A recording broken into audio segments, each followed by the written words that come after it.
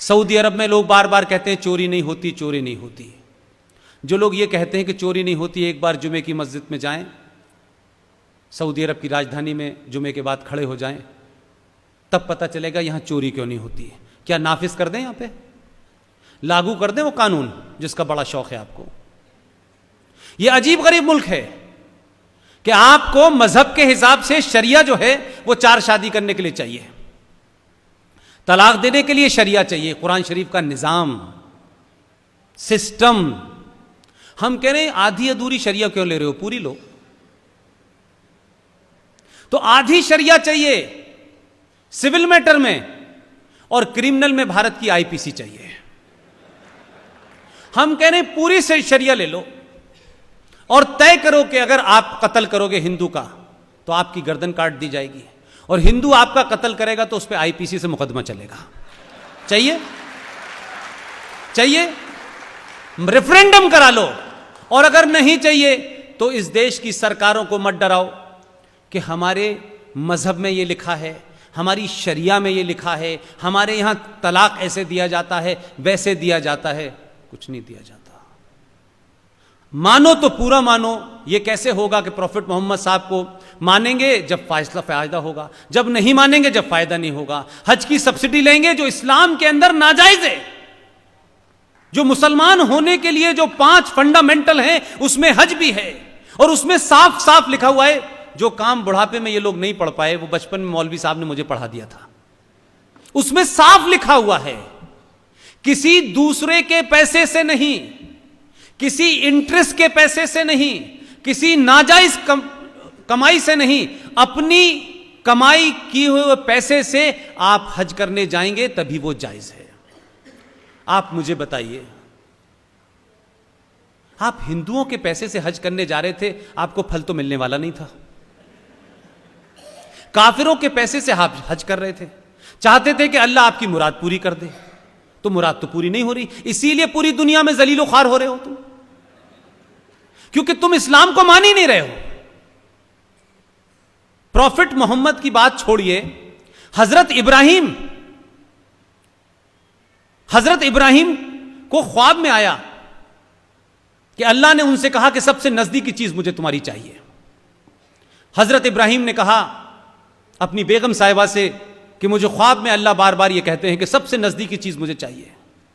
तो उनकी बेगम साहिबा ने कहा कि हम तो बहुत गरीब लोग हैं, हमारे पास तो बेटा है, बेटा इस्माइल है, यही हमारे सबसे नजदीक है, ये दे दीजिए। हजरत इब्राहिम अपने बेटे को लेकर अल्लाह की राह में देने चले गए।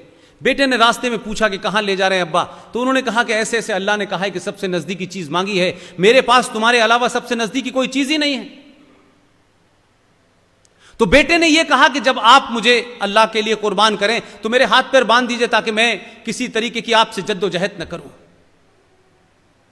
हजरत इब्राहिम उनको लेकर चले गए और एक झाड़ियों के पास पहुंचे। वहां जाकर के उन्होंने हजरत इस्माइल को रख दिया, और जब फरसा उठा के काटने लगे तो उसी बीच में एक चमत्कार हुआ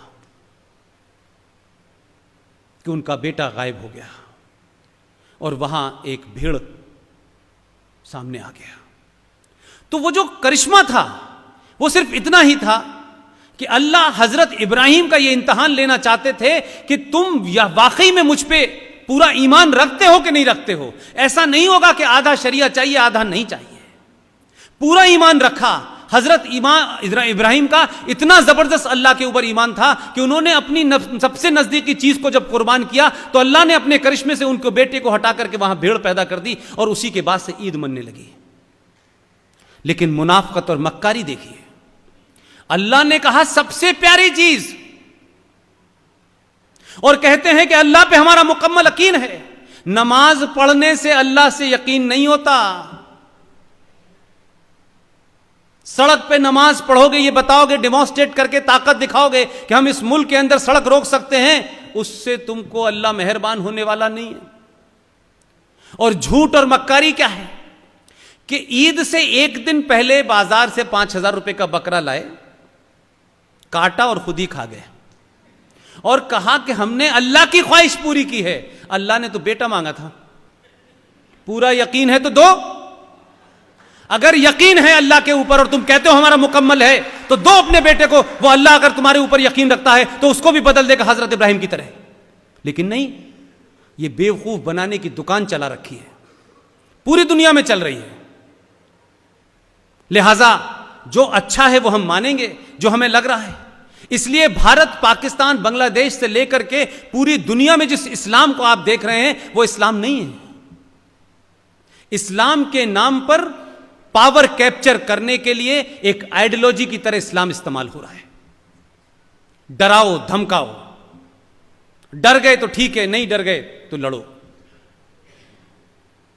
तो ये जो इस्लामिक आतंकवाद का नाम लेने से भारत के लोग डरते हैं, उन्हें लगता है कि हम ये कहेंगे तो कोई नाराज हो जाएगा। अगर आप कहेंगे फला आदमी चोर है तो तभी बुरा लगेगा जब वो चोर होगा।